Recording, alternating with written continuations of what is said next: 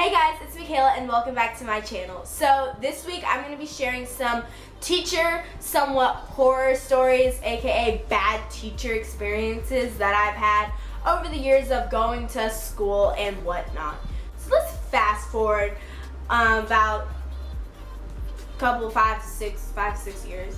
And we are in, no, not even 5 or 6, like really 3. And we're in 5th grade. So 5th grade, I transitioned from going to my private school, which is where the previous stories happened, to going to a public school. I transitioned in 3rd grade because my parents wanted me to have like a better experience and not be around a bunch of snobby rich kids, pretty much. So I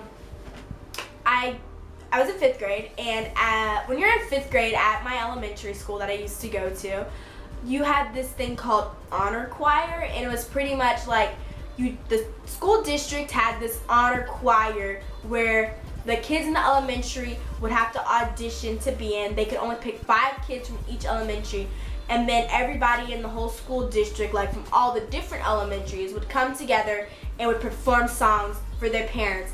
And it's supposed to be sounding like, you know, Jesus's birth, like when Mary gave birth to Jesus, like, oh my God! Like, yeah, it's supposed to sound like, you know, beautiful and stuff, but I mean, half of us can't even sing, to be honest. Anyways, I auditioned, and of course your girl made it, you know, because I have the voice of a goddess.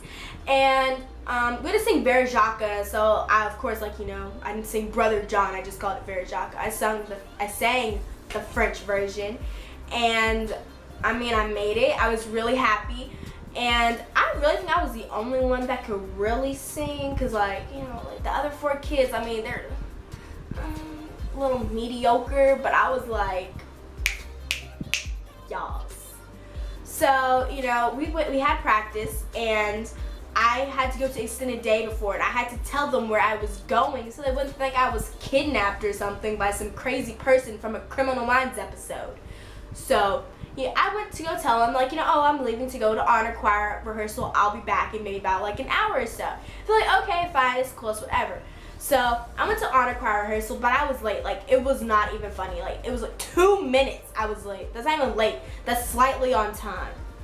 And so my teacher, music teacher, let's call her Mrs. H, since that's the letter her last name starts with. Mrs. H was like, Michaela, why are you late? And I told her, I was like, oh, well, I had to go to extended day, you know, blah, blah, blah. I didn't tell them I was leaving. And she's like, next time, be here on time. It's just 2 minutes late. It's slightly on time. Excuse you. So I just went over there, like, you know, sat myself down, my cute little 2 little pigtails, and, you know, I was just like, you know, it's whatever. I'm not gonna let her get to me. We go to rehearse the songs. Like I said, I'm the girl with the goddess voice, and these other 4 kids are just there. So she feels like she says someone keeps messing up the song. I know it wasn't me because I literally rehearsed these songs night and day. Anytime I had free time, I'd be playing the songs on my like little iPod, and you know that was the thing back then. I would play the songs on my iPod, and I would, like, you know, be singing to it. You know, I was making sure I had the words down because one of the songs was in a different language, and that is the one that we were doing.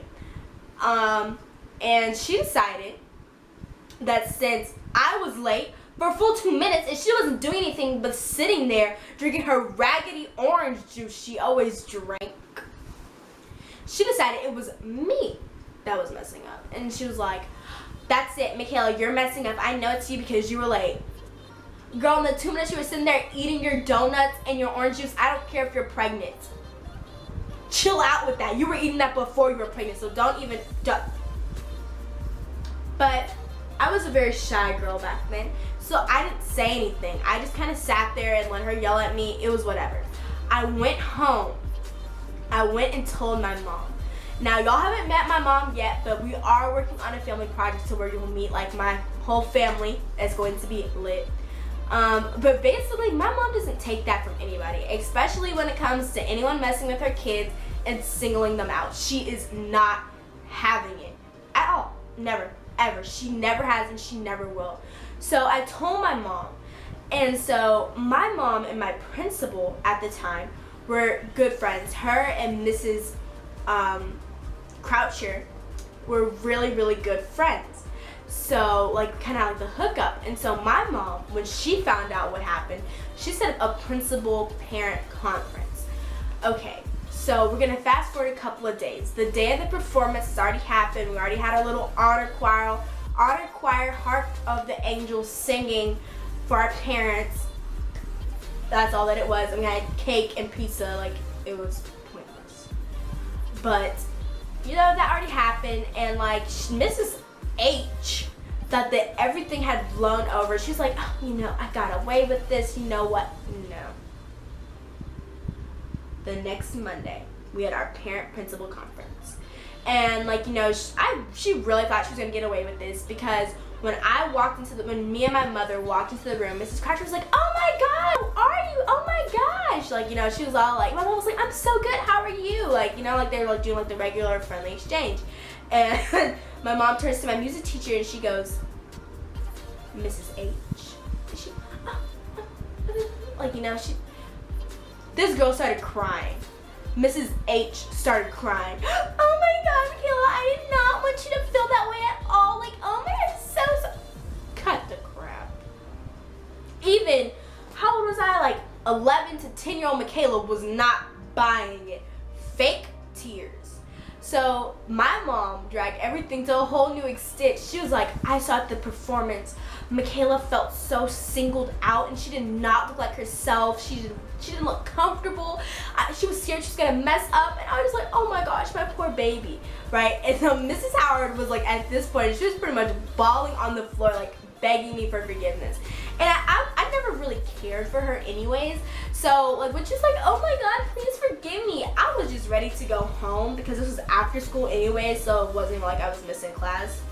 What's the point? So she was like bawling and whatnot. And so I was like, I forgive you. I just wanted to go home. I mean, now I'm like, whatever. Because guess what, y'all? The next following school year, when I left to go to 6th grade, she quit because she had her baby. Right. So I hope that if you're already in school that you don't have any teachers like I did, Raggedy, like the Raggedy people I had for teachers, because they're raggedy.